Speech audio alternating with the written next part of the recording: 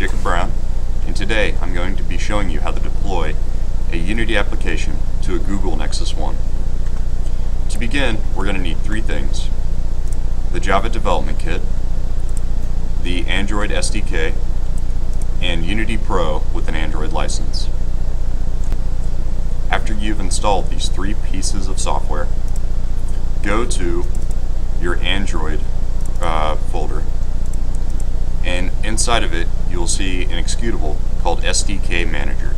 Run the SDK Manager, and you should be greeted with this screen with a list of installed packages, which, if you've just installed the software, there should be nothing here. We will need four things in order to deploy to the Google Nexus One: the Android SDK Tools, Revision 8, the Android SDK Platform Tools, Revision 1, the SDK Platform Android 2.2, which was API 8, Revision 2, and the Google USB Driver Package, Revision 4. You can install these by going to Available Packages and browsing down to and selecting the various packages needed. You will click Install Selected, and then once that's done and they're installed, you can close the SDK Manager. At this point, we can go to Unity and deploy the application.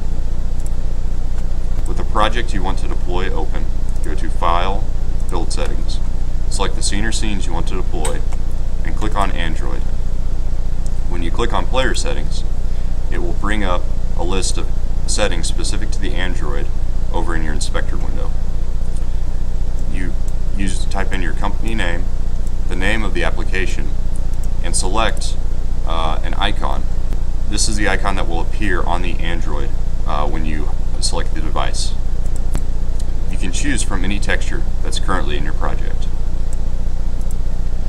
Below this, with the Android selected, go to Resolution and Presentation.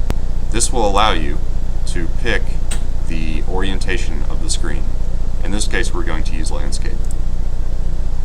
Under Icon, you can choose to have two different textures instead of one, of varying resolutions if you have different sized icons for different devices. This is, however, not necessary and optional. The mobile splash screen is the screen that will appear once you've clicked on the icon and the application is loading on the Android. Once again, you can select any texture currently in the project. If you leave it blank, a Unity icon will simply take its place. In other settings, you can leave rendering, configuration, and optimization all in their default settings. However, under Bundle Identifier, it is necessary to change this from its default value. If you leave it at its default value, Unity will return an error upon building. You can simply type com dot the name of your company dot the name of the application. Publish Settings has a list of features that allow you to deploy the application to the Android marketplace. It is, however, not necessary to change any of these values to test your application on a phone. Once all of this has been set, you can go to Build and choose the location where you want to save your APK file, which is the Android application. For testing purposes, I will just choose the C drive, and it is important to note that the shorter the file path, the easier it will be to deploy the application. Click on Save, and it will compile the application. The first time you deploy to Android, Unity will ask you for the root folder of your Android SDK. Select the Android SDK Windows folder and click OK, and Unity will continue to compile until it's completed building the Android application. Once it returns to this screen, you can minimize Unity and go to your command prompt. From the command prompt, you're going to select the Android SDK root folder and then go to Platform Tools. There are a set of tools within the Android Platform Tools folder that allow you to interact with the Android phone.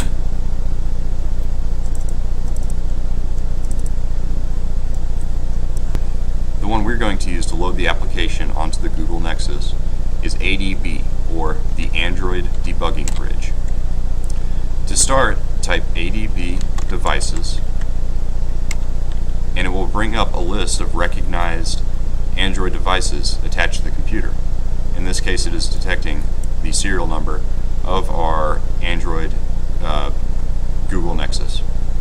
Now that we have a device recognized by the computer, we're going to install the application. So once again, we're going to call ADB. We're going to type install, followed by the file path of the application.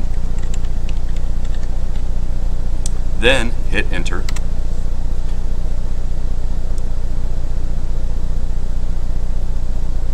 And if built properly, you will receive the dialog success. At this point, you successfully have put your application onto the Android device. So now we're going to go to the Android and see what it looks like. Two settings must be enabled in order to allow your device to accept custom applications. Go to Settings, Applications, and make sure Unknown Sources is enabled. Additionally, go to the Development menu and highlight USB Debugging and make sure it has a check mark next to it.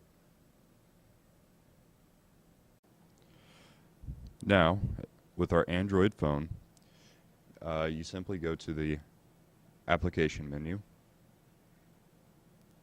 and you scroll to where your application is. You should recognize the icon you've selected in the player settings. Click it. Your splash screen will show up, and now you have your working application.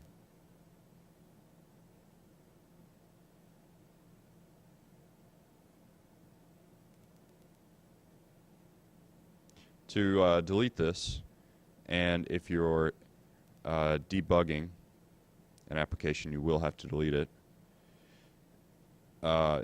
It's important to note that if you already have an application on your Android phone, it will return an error if you try to override it via the debugging bridge.